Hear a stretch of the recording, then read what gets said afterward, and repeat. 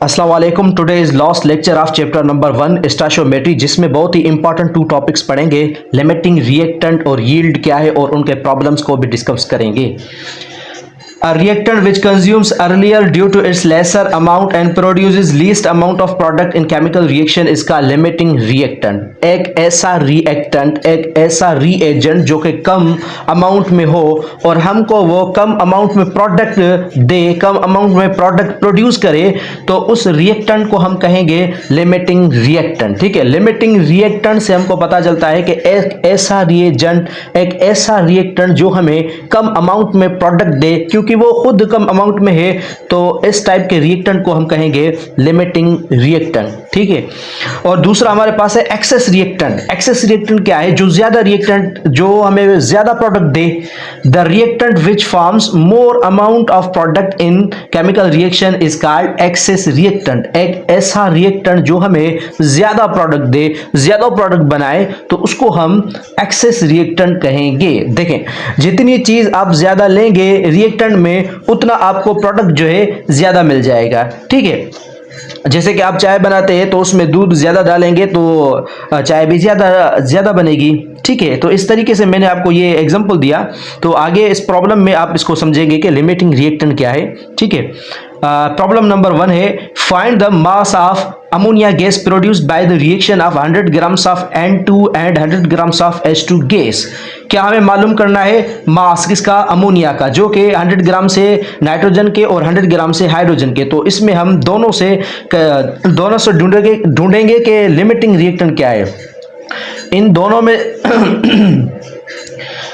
Nitrogen और hydrogen से देखेंगे कि इन दोनों रिएक्टेंट से कौन सा रिएक्टेंट ऐसा है जो हमें लीस्ट अमाउंट में प्रोडक्ट देता है। ठीक है, तो देखें, मास मास रिलेशनशिप जो मैंने आपको पढ़ाया, इस तरीके से आप कर सकते हैं। 1 मोल हमको देता है 2 मोल। ठीक है, 28 ग्राम्स हमको देते हैं 34 ग्राम्स, और 100 ग्राम्स क्या देंगे? इसको आप क्या करेंगे? क्रॉस मल्टीप्लीकेशन करेंगे, जैसे प्रोपोर्शन में मैंने आपको बताया पहले भी। So 28 multiplied by x equal to 100 multiplied by 34। So x निकालें और जो 28 है वो नीचे आ जाएगा और ऊपर में 100 मल्टीप्लाइड बाय 34। जब आप इसको मल्टीप्लाई करेंगे वो आएगा 3400 और डिवाइडेड बाय 28। जब इसको आप डिवाइड करेंगे तो हमारे पास जो आंसर आएगा वो आएगा 121.4 ग्राम्स। तो इससे पता चला कि जो नाइट्रोजन है, नाइट्रोजन देता है 121.4 ग्राम्स देता है हमको अमोनिया के। अब देखते हैं कि जो हाइड्रोजन है वो कितना देता है। N2 produces 121.4 grams of ammonia gas. ठीक है, अब हाइड्रोजन को करते हैं, तो हाइड्रोजन के 3 मोल से हमको कितने मोल्स देते हैं? 2 मोल। 6 ग्राम्स कितने ग्राम्स देते हैं? 34 ग्राम्स। अब बताएं कि 100 ग्राम्स कितने देंगे। ठीक है, सो 6 क्रॉस मल्टीप्लिकेशन करें, 6 multiplied by x equal to 100 multiplied by 34। So x ऐसे बाहर आया। ठीक है, सो 6 से 6 डिवाइड में आ जाएगा और 100 मल्टीप्लाइड बाय 34, जब 34 करेंगे तो हमारे पास क्या आ जाएगा? 3400 डिवाइड बाय 6। तो इसका हमारे पास आएगा x इक्वल टू 566.6 ग्राम्स। तो इससे पता चला कि जो हाइड्रोजन है, हाइड्रोजन हमको कितना देता है? 566.6 ग्राम्स देता है। ठीक है, सो हमको जो नाइट्रोजन है, नाइट्रोजन कितना मास देता है? 121.4 ग्राम्स, और जो हाइड्रोजन है वो कितना देता है? 566.6 ग्राम्स। अब आप अंदाजा लगाएं कि ये कौन सा रिएक्टेंट है जो हमको कम अमाउंट में प्रोडक्ट देता है। तो देखें, यहां पर जो है नाइट्रोजन, नाइट्रोजन हमको क्या करता है? कम अमाउंट में प्रोडक्ट देता है। तो इसलिए यहां पर लिमिटिंग रिएक्टेंट कौन होगा? हाइड्रोजन होगा या वही नाइट्रोजन होगा? तो यहां पर जो है लिमिटिंग रिएक्टेंट हमारे पास होगा वो होगा नाइट्रोजन। क्यों? क्योंकि वो हमको लीस्ट अमाउंट में प्रोडक्ट देता है अमोनिया का। ठीक है, सो H2 gas produces 566.6 grams of ammonia gas. So N2 gas is a limiting reactant। N2 जो गैस है, नाइट्रोजन गैस है, हमारे पास लिमिटिंग रिएक्टेंट है क्योंकि कम अमाउंट में हमको प्रोडक्ट देता है। Because N2 gas produces least amount of ammonia gas, क्योंकि नाइट्रोजन जो गैस है हमको कम से कम अमाउंट देता है किसका? अमोनिया गैस का। तो इसको हम लिमिटिंग रिएक्टेंट कहते हैं। ठीक है, तो ऐसा रिएक्टेंट किसी भी केमिकल रिएक्शन में जो पहले ही ऑलरेडी कम अमाउंट में हो और हमको प्रोडक्ट भी कम अमाउंट में दे, तो इस रिएक्टेंट को हम कहेंगे लिमिटिंग रिएक्टेंट। दूसरा टॉपिक है हमारे पास यील्ड। यील्ड कहते हैं पैदावार। The amount of product obtain during a chemical reaction is called yield. ठीक है, वो अमाउंट, जितना अमाउंट हमको प्रोडक्ट में मिले किसी भी केमिकल रिएक्शन में, तो उस प्रोडक्ट को हम कहेंगे यील्ड। मतलब कितना अमाउंट में हमको प्रोडक्ट मिलता है, जबकि हमने केमिकल रिएक्शन किया तो हमको कितना मास मिला। ठीक है, जैसे कि मैंने आपको बताया कि जो नाइट्रोजन है 121.4 ग्राम्स देता है, तो वो क्या है, उसका प्रोडक्ट है। तो जितना प्रोडक्ट हमको मिलेगा वो यील्ड कहलाएगा। चाहे वो कम प्रोडक्ट हो चाहे वो ज्यादा प्रोडक्ट हो, तो उसको हम कहेंगे यील्ड। ठीक है, मतलब जो भी प्रोडक्ट केमिकल रिएक्शन में बनेगा उसको आप यील्ड कहेंगे, चाहे कम हो चाहे ज्यादा हो। तो यील्ड के कुछ टाइप्स हैं। Number 1, theoretical yield. Theoretical yield किसको कहते हैं? The yield which is calculated by means of stoichiometry is called theoretical yield. ऐसा यील्ड जो हमको कैलकुलेशन की मदद से मिले तो उसको हम थियोरेटिकल यील्ड कहेंगे। देखें, आप कैलकुलेशन करें, जैसे कि मास mass relationship, volume volume relationship, इससे आप कैलकुलेट करें, जो भी आपको प्रोडक्ट मिलेगा थियोरेटिकली कैलकुलेशन के हिसाब से, तो उसको हम थियोरेटिकल यील्ड कहेंगे।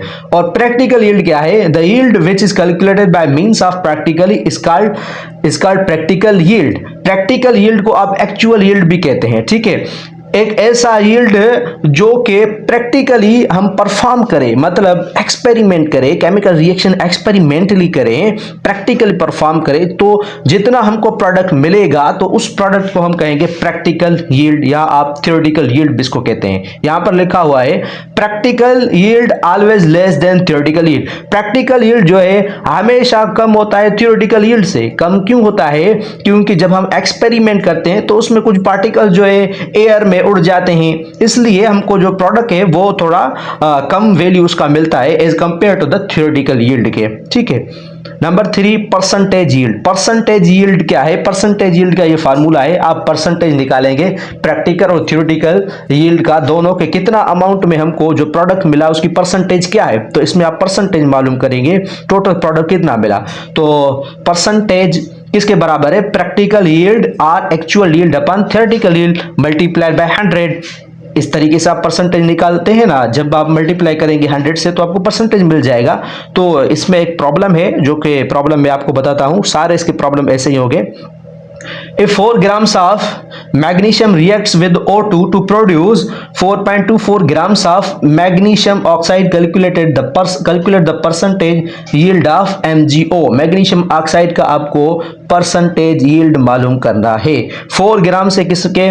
मैग्नीशियम के, जबकि वो रिएक्शन करते हैं किसके साथ? ऑक्सीजन के साथ। ठीक है, तो प्रोड्यूस क्या होता है? 4.24 grams of magnesium oxide. Magnesium oxide के 4.24 ग्राम्स प्रोड्यूस होते हैं। देखिए यहां पर प्रोड्यूस होते हैं, तो ये देखिए ये हमारे पास क्या है? प्रैक्टिकल यील्ड है, क्योंकि इसका वैल्यू हमेशा प्रॉब्लम में हमको मिला होता है। हम यहां से थियोरेटिकल यील्ड मालूम करते हैं, क्योंकि प्रैक्टिकल तो यहां हम करते नहीं, प्रैक्टिकल करेंगे तो प्रैक्टिकल में हमको ये अंश आएगा ना, तो यहां पर ऑलरेडी अंश जो है दिया गया है। प्रॉब्लम्स में प्रैक्टिकल यील्ड का वैल्यू ऑलवेज दिया होता है। हम मालूम करते हैं थियोरेटिकल यील्ड और प्रैक्टिकल और परसेंटेज यील्ड। ठीक है, सो रिएक्शन करते हैं, 2Mg प्लस O2 मिलते हैं आपस में, तो बनाएंगे 2MgO मैग्नीशियम ऑक्साइड। 2 मोल किसके? Mg के। ठीक है, मैग्नीशियम के, और बनाते कितने हैं? 2 मोल्स 48 ग्राम्स कितने देंगे? 80 ग्राम्स। और 4 ग्राम्स कितने देंगे? x ग्राम्स देंगे। मास मास रिलेशनशिप, इसमें आप क्या करेंगे? क्रॉस मल्टीप्लीकेशन, जैसे 48 मल्टीप्लाइड बाय x और 4 ग्राम्स मल्टीप्लाइड बाय 80 ग्राम्स, तो इस तरीके से 48 multiplied by x equal to 80 multiplied by 4, so x equal to 48 जो है डिवाइड में आ जाएगा, और 80 मल्टीप्लाइड बाय 4 तो हमको कितना आएगा? 320 डिवाइडेड बाय 48। जब आपको इसको डिवाइड करेंगे तो हमारे पास कितना आ जाएगा? 6.66 ग्राम्स। ये हमारे पास क्या है? थियोरेटिकल यील्ड है, हमने थियोरेटिकल यील्ड कैलकुलेट किया। ठीक है, और परसेंटेज यील्ड अब मालूम करना है। प्रैक्टिकल यील्ड तो ऑलरेडी हमें मिला हुआ है, ये आप थियोरेटिकल से मालूम ही नहीं कर सकते। जब आप प्रैक्टिकल परफॉर्म करेंगे तो आपको मिल जाएगा, यहाँ तो ऑलरेडी हमको मिला हुआ है। सो परसेंटेज का फार्मूला क्या है? Practical yield upon theoretical yield multiplied by कितना होगा? 100 मल्टीप्लाइड बाय 100 से आप मल्टीप्लाई करेंगे इसको। ठीक है, सो परसेंटेज इक्वल टू 4.24, ये क्या है, प्रैक्टिकल यील्ड हमको मिला हुआ है, डिवाइडेड बाय 6.66, 66 क्या है, थियोरेटिकल यील्ड जो हमने मालूम किया। यहाँ पर ये वैल्यू आप पुट करेंगे, मल्टीप्लाई बाय 100 से आप जब मल्टीप्लाई करेंगे और डिवाइड करेंगे 6.6 से, तो आपको जो परसेंटेज मिलेगा वो कितना मिलेगा, परसेंटेज इक्वल टू 63.6। तो टोटल ओवरऑल जो है परसेंटेज ये बनेगा 63.6, मतलब 63.6 हमको प्रोडक्ट मिलेगा कि किसका, MgO का, मैग्नीशियम ऑक्साइड का। तो ये इसका क्या है, परसेंटेज यील्ड है। तो इस तरीके से आप परसेंटेज यील्ड मालूम करते हैं, ठीक है। पहले आप थ्योरेटिकल यील्ड मालूम करेंगे, उसके बाद आप परसेंटेज यील्ड मालूम करेंगे। ओनली जो है आप पुटअप करेंगे वैल्यू प्रैक्टिकल यील्ड का, क्योंकि ऑलरेडी ये प्रॉब्लम में मिला हुआ होता है। तो इस तरीके से आप परसेंटेज यील्ड मालूम करते हैं।